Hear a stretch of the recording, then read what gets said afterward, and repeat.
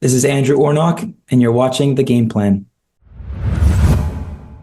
Hey everybody, this is Giancarlo Aulino reporting for the Game Plan, and I'm happy to be joined by my guest today who's going to be talking about an exciting soccer season here in the Greater Toronto area. He is Andrew Ornoch. How you doing, Andrew? Very good, very good. Thanks for having me. Appreciate it, Giancarlo. Andrew, for those who aren't too familiar, League1 Ontario is a semi-professional league here. You're in one of the tiers of that with your new club, the Borough FC. Can you just take us back to like how this team was founded, the origins of it, and how you became involved with League1 Ontario? Yeah, first of all, appreciate you having me on here, and we're excited to have a League One franchise club here in Ontario, and the Borough FC stems from our club, Dutch Connections FC. It's our youth club. So we work in the younger age groups, and we have noticed and we've seen the growth of the game. And to have a competitive program for senior players, you have to be involved in League One. So this is just part of generating that pathway for higher caliber players and players who are looking for more beyond League One as well. It's very exciting that for the first time this year, the league has tiered its divisions. So kind of promotion, relegation. And we're starting in the third tier in League Two, hoping to promote the championship and eventually the Premier Division. So that's exciting. And that's kind of also what got us interested in having this sort of pathway where, you have to fight for promotion. And I think that's a really big part of football. And the Borough FC there in Scarborough. So the community involvement for the club, like what have you noticed so far in there? I know it's early, but like in terms of the community engagement, what have you noticed so far? Yeah, first of all, Dutch Connections, we've been based out of Scarborough for the last 10 years. There's not much going on in Scarborough in terms of like there's a lot of clubs that have been around for a long time. But over the years, a lot of really talented players have come from this region. And for many years, they've had to kind of go outside of Scarborough to kind of continue their development. And whether they've gone on to Vaughan or wherever, Mississauga, out east even, but we want to create a home for players not only from Scarborough, but to attract talented players who want to play at a high level. So we're obviously working towards that in terms of development. And Scarborough is home for us. Scarborough is not only for Dutch Connections, but the goal of this project is not just to represent DCFC, but to really represent all of Scarborough. So create a platform for players. And that's our main goal. So it's been really great so far. We started to really establish some really great roots and connections with the community. We're starting with charitable partners, working with the local clubs as well for fan engagement and support. And so far it's going well. And, step by step, we want to continue to build it. Have you noticed any difficulties? Because I know in CPL, like some of those teams, especially in Ontario, everyone looks at Toronto FC that's already been established as an MLS Cup winner. So when you're coming into this market with a club and have your beliefs of where you want to go with it and your vision, is it difficult at all just getting that fan base to buy into the club?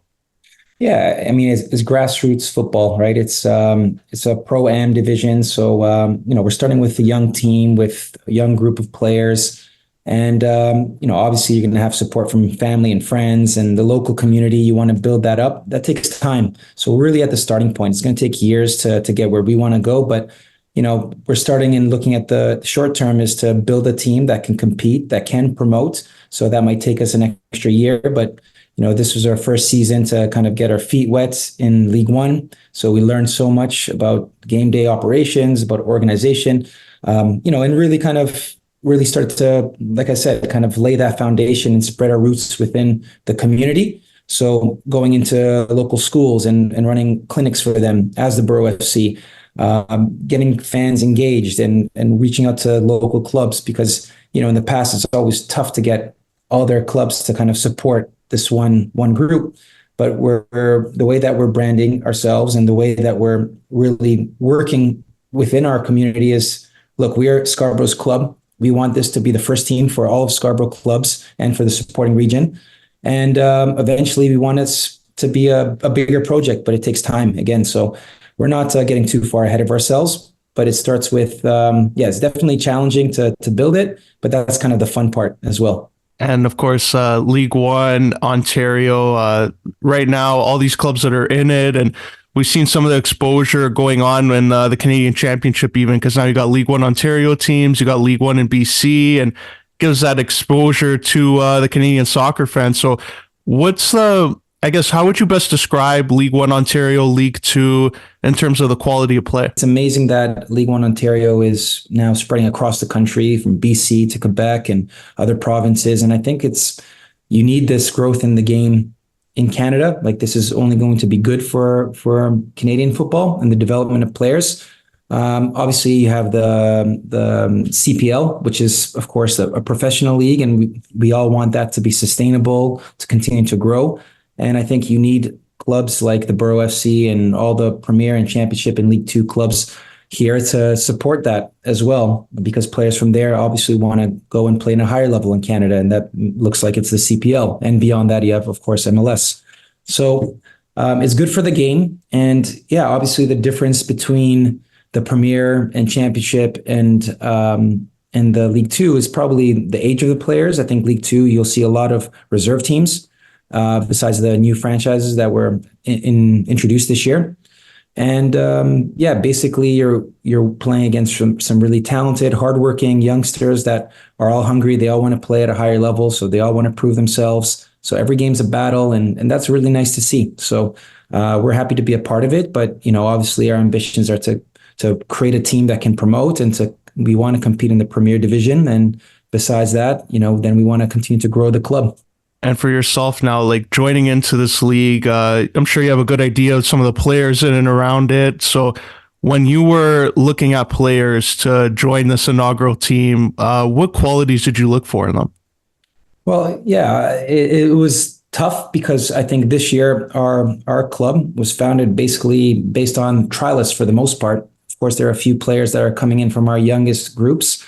So we have a very young team, and a team comprised of open trialists. So we give an opportunity to a lot of the players within the community, and that's fantastic. But, I think going ahead, you have to look at your youth development and ensuring that not only within Dutch Connections, but the local clubs around, that you can really create that pathway for players that are talented, that are ready for the level. Now we have a very clear idea of what League 2 looks like for next season, for, what the higher levels in League 1 looks like. So yeah, just step by step. It's building a club takes a lot of time, and I really believe we're only sort of 5% in to building this club. It's going to take time, but it's really exciting because you can see the charitable partnerships growing. Like for example, we're working with Scarborough Health Network, which is the hospital network in Scarborough. The 3 hospitals.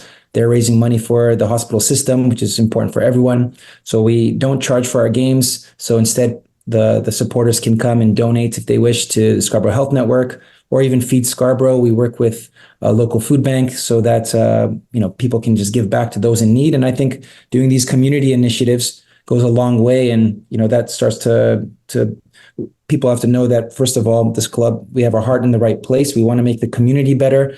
And then from there, we want to provide opportunities for players to train at a high level and to compete, and to hopefully, we want to attract the most competitive players that want to go to the top here in League 1. And for yourself, how different is the pathway now for players than when you started your career? It's completely transformed. I mean, I'm in my late 30s, and growing up, we didn't have League 1. We had the Ontario Soccer League, and it was completely different. I mean, it's a lot better now, I think, because you actually have the pathways, and you have a lot more opportunity for players to compete at a higher level in a more organized fashion. I would say it's a lot more organized, and that's really important as well. But same with the coaching development, that's improving year over year. The game's only going to grow here, and it's exciting to kind of get our foot in through the door at this stage, because I think over the next 10 years, we'll look back and say, wow, like League 1 is really something special. And maybe it'll take longer than that. I don't know. But, as long as we all keep investing into the game here, it's going to be better for the youth. And that's ultimately what it's all about. Like from the business side of things, do you think players right now are more encouraged to continue playing because of the pathway, as you said, like more organized? Or have prices increased to a certain degree where they're going to get discouraged at a certain age? Yeah, honestly, it's a good question because it's very difficult. I mean, for anyone to operate, like, for example, with Dutch Connections, we have to operate and, all youth clubs have to operate here, but, facility costs keep on increasing, the coaching fees, all that kind of stuff increases. So just running and operating a club is expensive. And unless you find creative ways through fundraising or sponsorships, which aren't the easiest to come by in this economy. So at the end of the day, you got to build somehow, some way. And yeah, like, you need more professional clubs here that provide a pathway for players and that eliminates the cost of playing or you need government support. So one or the other or both.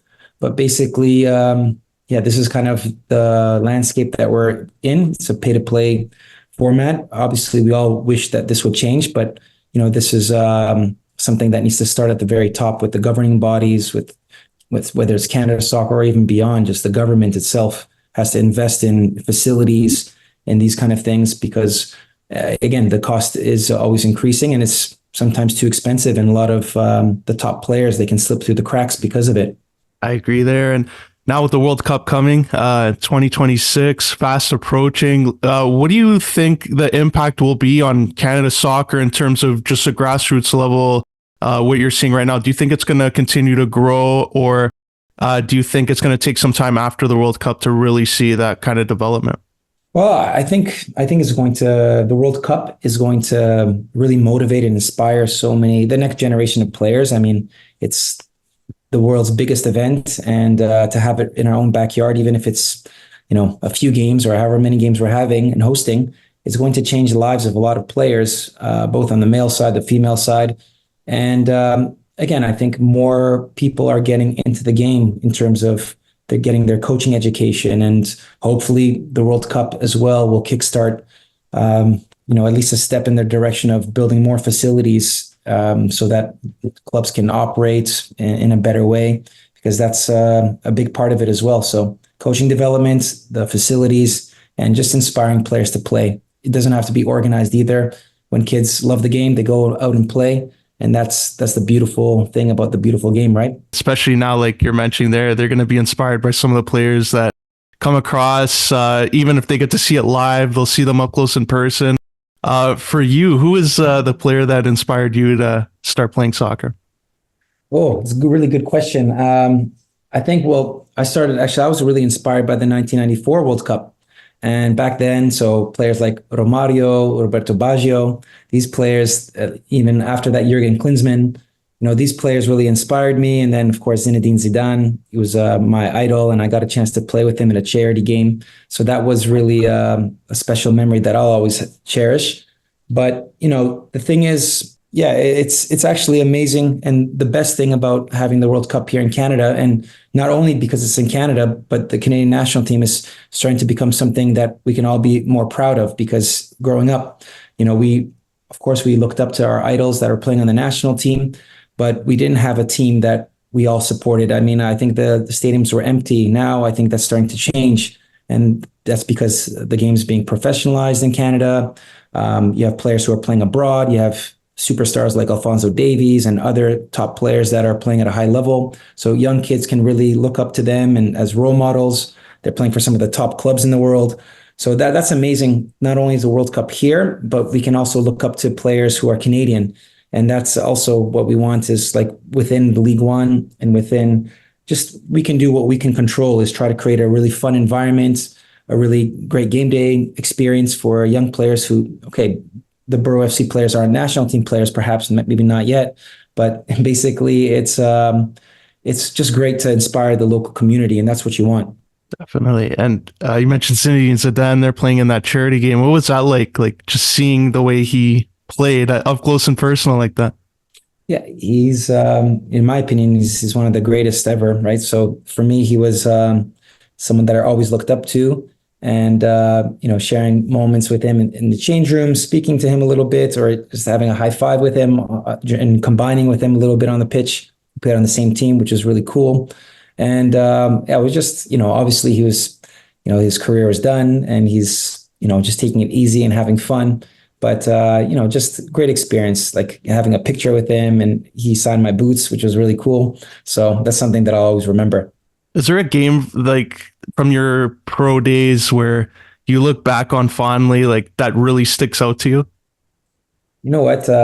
There's a few, of course, but once when we were playing in against FC Copenhagen, they were in the Champions League, and Atiba Hutchinson was playing for them. I was playing for Esbjerg in Denmark. So playing against him in the Parken, it's a beautiful stadium, FC Copenhagen Stadium. So that atmosphere, that environment, and also just because I always looked up to Atiba, that was really fun experience. But also with the Olympic team playing against Mexico in Los Angeles, this was during the qualifying. This was something that the atmosphere was really great, and we drew Mexico 1-1. So these kind of experiences, and I made an assist in the game, which is nice.